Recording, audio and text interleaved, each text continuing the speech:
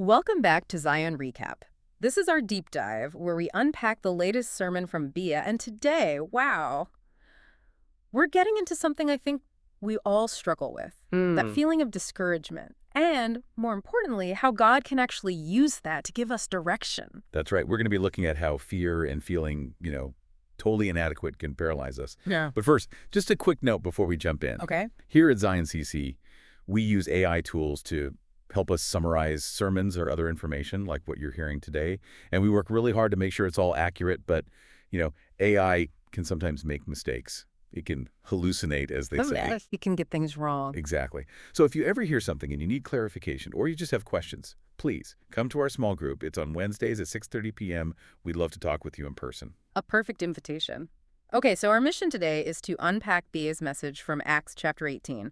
And then we're going to see how that same pattern moving from being completely overwhelmed to being obedient plays out in the lives of two other figures. Ananias and Gideon. Exactly. And all three of them were facing some pretty serious stuff. Mortal danger, profound self-doubt, you name it. It's a powerful thread. So let's start with Paul. He's in Corinth, and the scripture is Acts 18, verses 9 through 11. Can you maybe set the scene for us? What was Corinth like? Well, Corinth was a powerhouse. It was a major travel hub, sort of a crossroads for the whole region, which made it a real melting pot. Okay, so lots of different people, lots of different ideas. A ton. Right. And it wasn't a morally neutral place, not by a long shot. Mm-hmm. It was known for pagan worship. I mean, it had temples dedicated to Aphrodite, the goddess of fertility. It was a major center for prostitution. So not an easy place to preach the gospel. The opposite of easy. You have to think about what Paul had just been through. He'd come from Athens, and frankly, he hadn't had a lot of success there. Very few converts. So when God steps in with a vision specifically to encourage Paul, what does that tell you? It tells you that Satan was actively trying to discourage him. That's a great point. Divine encouragement implies there was an attack of discouragement happening. For sure. Paul was likely feeling totally inadequate, maybe thinking, my message just isn't cutting through in this super secular hostile place. And yet he had seen some success, right? I think B mentioned verse 8 from the week before, where it says, many Corinthians heard him, became believers, and were baptized. Yes, there was success. But imagine you're one person standing against an entire culture of corruption. You might see a few wins, but the weight of the opposition can still feel crushing. It's a feeling I think a lot of people can relate to, and B made a great connection to what's been happening right here at Zion. Oh, with the baptisms. Yeah, she mentioned that 18 people were just baptized, and it's a powerful reminder that new believers, and honestly, all of us, pastors, missionaries, everyone, we all need encouragement to keep going. Absolutely. It connects right back to Luke 15:10, Yeah. Heaven celebrates over even one sinner who repents. No job is too small for God. And Paul's work in Corinth, soul by soul, was incredibly valuable. Okay, so this brings us to the vision itself.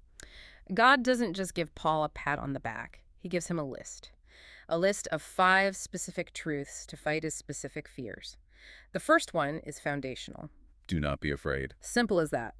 It's the ultimate command against anxiety. It is. It's basically God reminding Paul of what he would later write in Romans. If God is for us, who can be against us? It's the ultimate defense. And the second point immediately gives him a command. It removes the option to quit. Go on speaking, and do not be silent. Yeah, it's a clear directive. Your job here isn't done. And we don't have to go to ancient Corinth, right? We all have coworkers, family, neighbors who need to hear this message. And the third promise makes it personal. It goes from mission to intimacy. I am with you. That's the promise of his presence.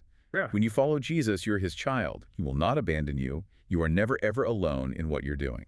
Okay, so those first 3 are huge spiritual truths, but the next 2 get really, really specific to Paul's situation. And that's what's so amazing. God knew exactly what Paul was afraid of. The fourth truth, no one will attack you to harm you. And this wasn't just a general comfort. This was addressing Paul's trauma. Exactly. This is the man who had been stoned and left for dead in Lystra. He'd been beaten publicly and thrown in prison in Philippi. God knew Paul was carrying, the spiritual equivalent of PTSD. Wow. And so he gives him a specific, tailored promise of physical protection for that time and place. That is astonishing. It shows how personally God meets us in our fear. Okay, and the 5th truth. The fifth one addressed the loneliness. I have many in the city who are my people. Ah, the community promise. Right. You're not fighting this alone. You have a huge church family, some you know and some you don't, fighting with you. And this vision, this list, gave Paul the stamina to stay in Corinth for another year and a half. It's so powerful. But God doesn't just encourage big-name apostles, does he? Not at all. And this is where the story pivots to Ananias in Acts chapter 9. He was not a missionary. He was just a regular, respected disciple living his life in Damascus. Trying to keep a low profile, probably. Probably. Until God drops this just terrifying assignment on him. Tell us about it. The command was, go to Straight Street, find a man named Saul of Tarsus, and lay hands on him so he can see again. Saul of Tarsus. I mean, at that point, that name would have sent a chill down your spine. A chill is an understatement. Ananias had heard the stories. Saul wasn't just some angry guy. He was the lead persecutor. He had official papers from the high priests to arrest, torture, and kill believers. So Ananias' response is basically, but Lord, are you sure? Are you absolutely sure you have the right guy? Yeah. I mean, he was scared for his life. And that's the lesson here. The fear itself isn't the sin. It's a normal human emotion. Right. But when that fear stops you from obeying God, that's when it becomes a real obstacle. It moves from just an emotion to active disobedience. And think what would have happened if he had said no. God would have found someone else. He would have. God's plan wasn't dependent on Ananias. But Ananias would have missed his moment. He would have missed being the key that unlocked the entire ministry of the Apostle Paul. Wow. God looks for a willing and obedient heart. That's the main thing. It's the only thing. Not how the world sees us, not our resume, just a heart that says yes, even when it's terrified. And that theme of a willing heart battling just intense self-doubt brings us straight to Gideon. Yes. In the book of Judges, chapters 6 through 8, and we see the same old cycle in Judges, right? Israel sins. They get punished. In this case, 7 years of raids and oppression for the Midianites. They cry out to God. And God sends a deliverer. And this time, it's Gideon. Yeah. But when we first meet him, he is the absolute portrait of inadequacy. He's hiding. He is hiding. He's threshing wheat in a wine press, which is basically a hole at the bottom of a hill, because he's so scared the Midianites will see him and steal his food. And this is the guy the angel of the Lord appears to and says, what? The Lord is with you, you mighty man of valor. That's just, I mean, the contrast is unbelievable. It is everything. God sees this hero, and Gideon sees a failure. His response is immediate. He says, my clan is the weakest, and I'm the least person in my entire family. A nobody from nowhere. Exactly. And God's response is simply, I will be with you. It's not about who Gideon is, it's about who is with him. This just hammers home the point that God isn't looking for the strongest warrior. The victory is his anyway. All he's looking for is that willing heart. He is. And Gideon's path to obedience was, it was a little rocky. It wasn't instant. His first act of obedience is tearing down his father's altar to Baal. Okay, that's a big step. It is, but he does it at night. Why? Because he's still afraid of the townspeople. And then comes the famous story of the fleece. Right. He asks for a sign not once, but twice. Wet fleece on dry ground, then dry fleece on wet ground. He's still hesitating. He's still full of doubt. And God is patient with him through all of that. Incredibly patient. It shows God meets us where we are. He knows our faith is a process. He was just building Gideon's courage, eliminating any last shred of doubt so that he could finally act. And once that doubt is gone, God gives him one final, insane lesson in trust. He reduces the army. Drastically. He starts with 32,000 men against an enemy army of over 100,000, and God says, you have too many men. It's the complete opposite of any military strategy. It is. First, he tells Gideon to send anyone who is afraid home. 22,000 men leave. Wow. Then there's another test at the water, and he's left with just 300 men. And the reason was purely theological. So they couldn't take the credit. Exactly. If they had won with 32,000, they would have said, our strength did this. With 300, there was no doubt who the victory belonged to. And the final battle plan is just magnificent. It's not about strength at all. It's about chaos and confusion.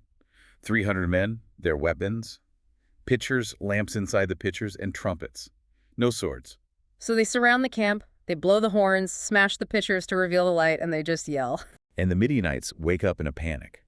They hear trumpets from all sides, they see lights everywhere, and in the darkness and confusion, they just start swinging their swords at each other. They defeat themselves. They defeat themselves. The victory belongs entirely to the Lord.